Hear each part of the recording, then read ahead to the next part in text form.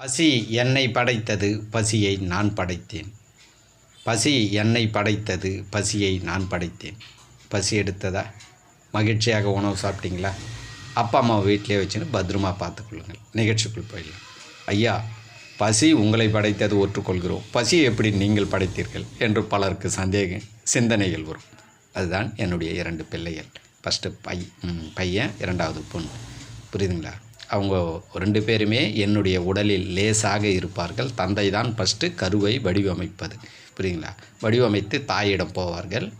தாயிடம் போனதை தாய் கொஞ்சம் திடமாக வளர்த்து பூமியிடம் ஒப்படைப்பார்கள். இதுதான் கரு படைப்பு. அதெல்லாம் பின்னாடி சொல்லி கொடுக்குறேன். இது என்ன நிறைய பேர் குழந்தை இல்லாமல் இருக்காங்க, அவங்களுக்கெல்லாம் இது யூஸ் ஆகும். புரியுதுங்களா? பின்னாடி இந்த கிளாஸ்லாம் எடுக்கிறேன் நான். புரியுதுங்களா? அப்போது பசி என்னை படைத்தது, நான் பசியை படைத்தேன். புரியுதுங்களா? சரி. என்னுடைய நண்பர் ஒருவர், என்னோட வயசில் சிறியவர், என்னை அண்ணா அண்ணா என்று அழைப்பார். ஒரு மார்க்கத்துக்கு என்னை அழைத்து சென்றார். அந்த மார்க்கத்துக்குள்ளே போகும்போது ஏகப்பட்ட கண்டிஷன், ஏகப்பட்ட ரூல்ஸுகள், ஏகப்பட்டது நிறைய போட்டாங்க.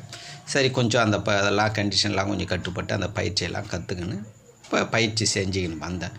வரும்போது ஒரு சில உபாதைகள், ஒரு சில தொந்தரவுகள்லாம் கொடுக்க ஆரம்பிச்சிது. சரிங்களா? அதுலேருந்து நான் கொஞ்சம் பின் வாங்கிட்டேன். அவர் மட்டும் ரொம்ப ஆர்வமாகவும் குரு மேலே ரொம்ப நம்பிக்கை வைத்திருந்தார். அவர் லாஸ்ட்டாக விழாலாம் நடக்கும்போது நிறைய நன்கொடை கொடுப்பாரு. நிறைய அவரை சுற்றி ஒரு கூட்டமே இருக்கும். அதில் ஒரு இதில் அவர் போயிட்டார். ஆனால் நான் முன்னதாகவே கொஞ்சம் புரிஞ்சுக்கின்னு பசியும் உணவும் தான் வாழ வைக்கணும்னு புரிஞ்சுக்கின்னு நான் வெளியே வந்துட்டேன்.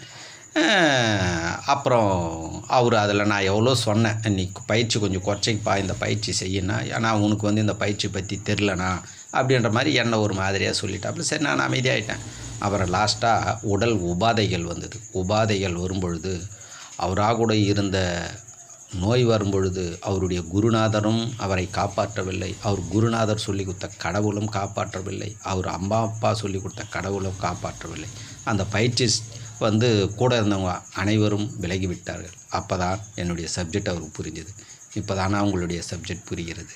பசியும் உணவுமே ஆதிநிலை அப்படின்னு இப்போது மனப்பூர்வமாக அதை ஏற்றுக்கின்னு பசி உணவினிடம் சரணாகதியாகி இப்போது உடலை குணப்படுத்தி கொண்டு வருகிறார். இது நீங்களும் ஆழ்ந்து சிந்திங்கள் மனிதர்களே, மக்கள்களே. உடல் ஆரோக்கியமாக இருக்கும்போது பசியை பற்றி தெரியாது. புரியுதுங்களா? உடல் உபாதை வரும்போது பசியை பற்றி தெரியும். நன்றி, மகிழ்ச்சி.